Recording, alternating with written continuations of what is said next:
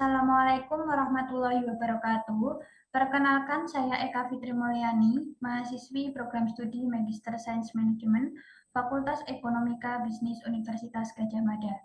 Di sini saya akan memaparkan proposal tesis saya dengan judul Kepemilikan Asing, Kinerja Perusahaan, dan Volatilitas Rating, dengan dosen pembimbing Bapak Iwayan Nukalantara, MSI, PhD.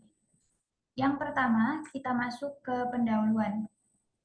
Tujuan utama perusahaan adalah untuk memaksimalkan kekayaan. Ketika perusahaan memiliki cukup dana, perusahaan dapat memaksimalkan laba dengan cara melakukan investasi.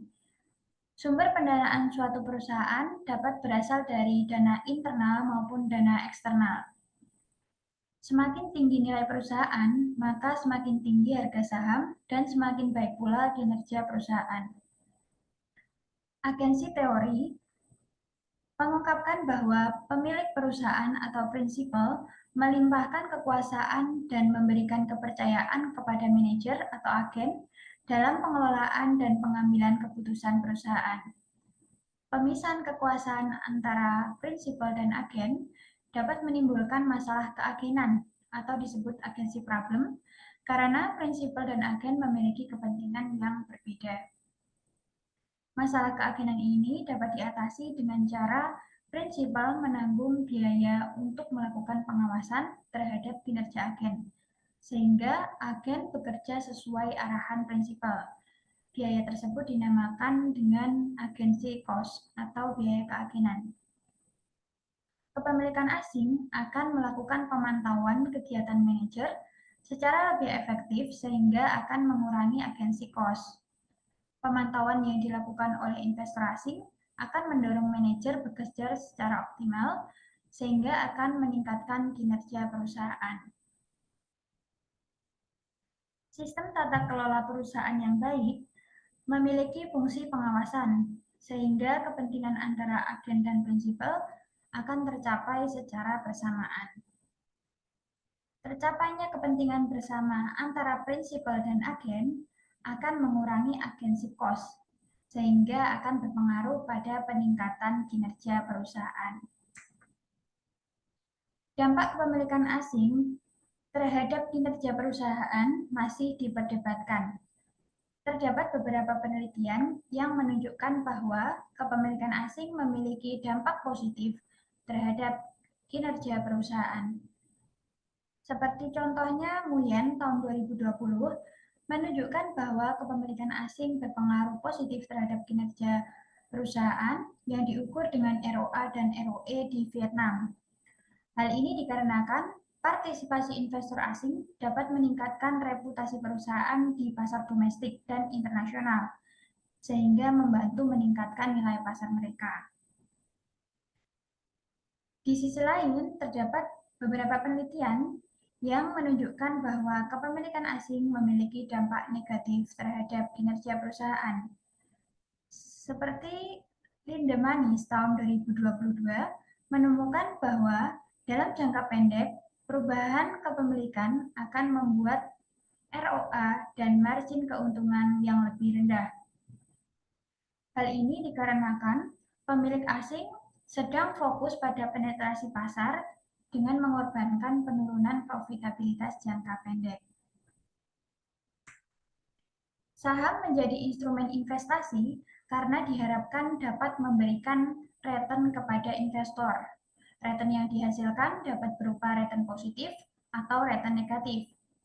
Terdapat beberapa faktor yang mempengaruhi perubahan return atau volatilitas return, seperti misalnya adalah kepemilikan asing.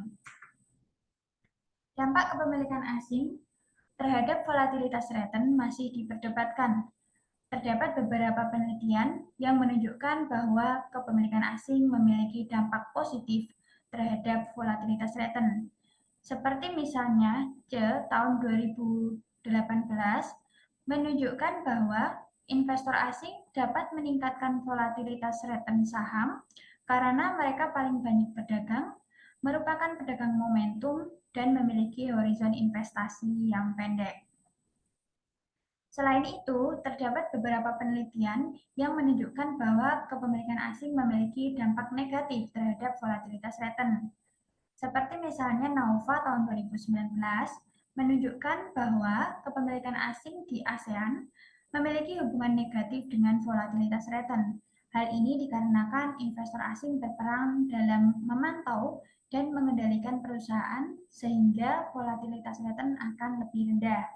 Selain itu, investor asing juga membantu dalam pembagian risiko, transfer teknologi, dan melakukan pengambilan keputusan yang lebih baik. Selanjutnya adalah rumusan masalah. Penelitian terkait pengaruh kepemilikan asing terhadap kinerja perusahaan dan volatilitas return masih ditemukan berbagai kesimpulan yang berbeda dan belum ditemukan kesepakatan. Sehingga penelitian ini mengkaji ulang serta memberikan bukti empiris terkait pengaruh kepemilikan asing terhadap kinerja perusahaan dan volatilitas return. Berdasarkan latar belakang dan rumusan masalah yang dipaparkan sebelumnya, maka pertanyaan penelitian ini adalah yang pertama, apakah kepemilikan asing berpengaruh terhadap kinerja perusahaan? Yang kedua, apakah kepemilikan asing berpengaruh terhadap volatilitas return? Dan yang ketiga, apakah corporate governance memoderasi pengaruh kepemilikan asing terhadap kinerja perusahaan?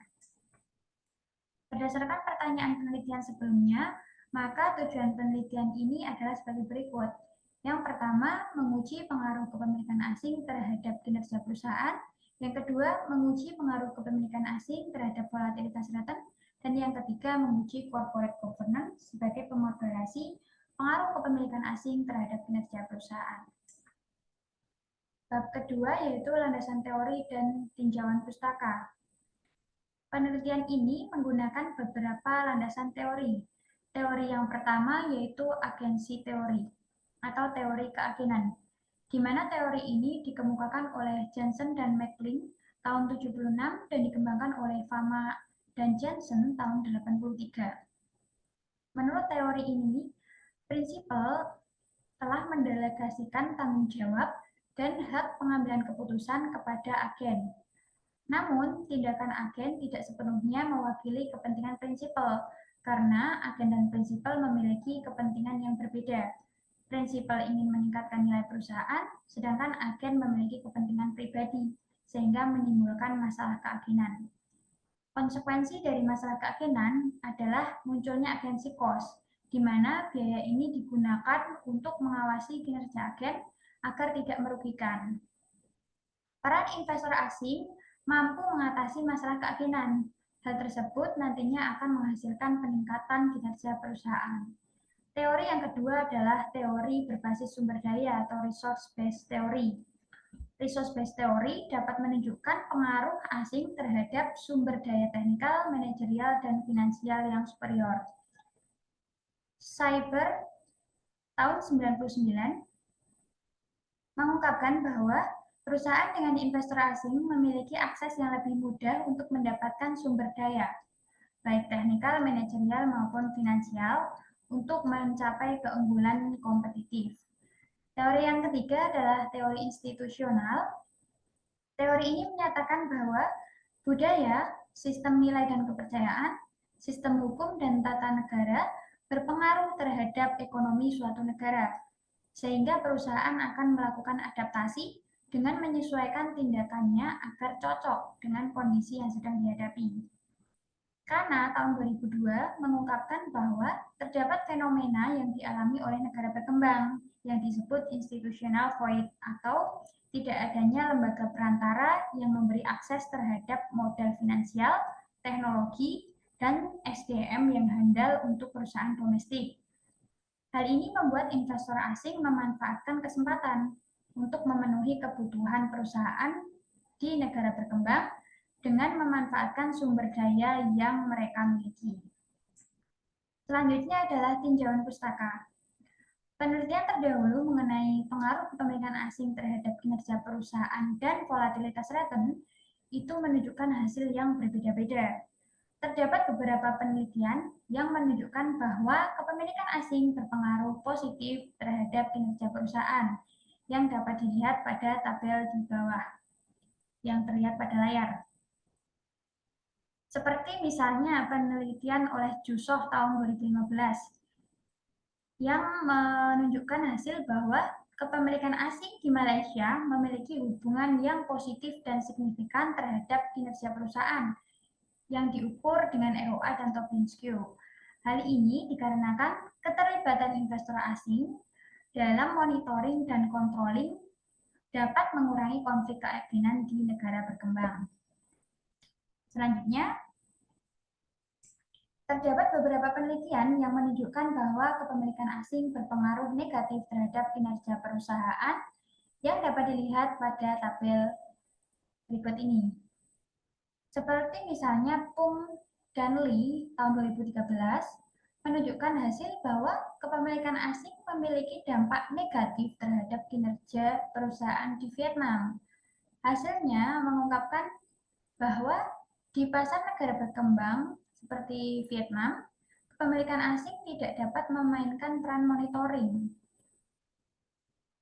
karena kepemilikan asing di Vietnam itu tidak terkonsentrasi atau tidak terpusat. Selanjutnya, terdapat beberapa penelitian juga yang menunjukkan bahwa kepemilikan asing berpengaruh positif terhadap volatilitas return yang dapat dilihat pada tabel. Seperti misalnya Wang tahun 2007 menunjukkan hasil bahwa semakin tinggi saham yang dimiliki pihak asing di Indonesia akan meningkatkan volatilitas return karena investor domestik cenderung meniru investor asing sehingga menjadi lebih volatile. Hal tersebut terjadi dikarenakan saham yang dimiliki oleh investor asing diduga berpotensi memiliki return yang lebih besar karena terdapat anggapan bahwa investor asing itu melakukan penilaian secara baik dan dapat mengelola informasi yang relevan. Selanjutnya, terdapat beberapa penelitian juga yang menunjukkan bahwa kepemilikan asing berpengaruh negatif terhadap volatilitas return yang dapat dilihat pada tabel. Seperti misalnya Lee tahun 2011 menunjukkan hasil bahwa kepemilikan asing memiliki hubungan negatif terhadap volatilitas return. Semakin tinggi kepemilikan asing, itu akan membuat volatilitas return semakin rendah. Hal ini menunjukkan bahwa kepemilikan asing itu memiliki peran stabilisasi. Selanjutnya adalah kerangka penelitian yang bisa dilihat pada bagan yang ada di layar. Selanjutnya adalah pengembangan hipotesis. Jadi hipotesis yang diajukan dalam penelitian ini ada 3. Yang pertama adalah kepemilikan asing berpengaruh positif terhadap kinerja perusahaan. Yang kedua adalah kepemilikan asing berpengaruh negatif terhadap volatilitas return. Dan yang ketiga, corporate governance memoderasi hubungan antara kepemilikan asing dan kinerja perusahaan. Selanjutnya adalah bab 3, yaitu metode penelitian. Untuk variabel itu yang pertama ada variabel independen. Variabel independen yang digunakan adalah kepemilikan asing. Kemudian variabel dependennya terdiri atas kinerja perusahaan dan volatilitas return, di mana kinerja perusahaan itu diukur berdasarkan kinerja internal dengan indikator ROA dan ROE, serta kinerja pasar dengan indikator Tobin-Skew. Kemudian variabel kontrol itu terdiri dari size atau ukuran perusahaan, kemudian leverage, turnover, dan usia perusahaan atau age. Selanjutnya, variabel pemoderasinya adalah non-executive director atau direktur non-eksekutif. Sampel pada penelitian ini adalah perusahaan non-keuangan yang terdaftar di Bursa Efek Indonesia tahun 2018 sampai 2022. Kemudian, metode yang digunakan dalam melakukan pengumpulan data adalah dengan studi pustaka yang berasal dari berbagai macam sumber. Sumber data variabel-variabel penelitian dapat dilihat pada tabel. Selanjutnya, teknik analisis data. Yang pertama, analisis statistik deskriptif. Ini digunakan untuk menilai karakteristik sampel penelitian dan mendeskripsikan variabel yang digunakan dalam penelitian. Selanjutnya ada uji asumsi klasik. Itu dilakukan agar model regresi hasilnya konsisten, tidak menimbulkan bias dan akurat. Terdapat 4 Asumsi klasik yang diuji yaitu uji normalitas, uji multikolinearitas, uji autokorelasi, dan uji heteroskedastisitas. Selanjutnya adalah model regresi yang dapat dilihat model empirisnya adalah seperti pada layar. Selanjutnya, penelitian ini menggunakan data panel yang mana data tersebut kombinasi antara cross-section dan time series. Terdapat beberapa metode untuk melakukan estimasi model regresi data panel, yaitu ada model common effect, ada fixed effect, dan ada random effect.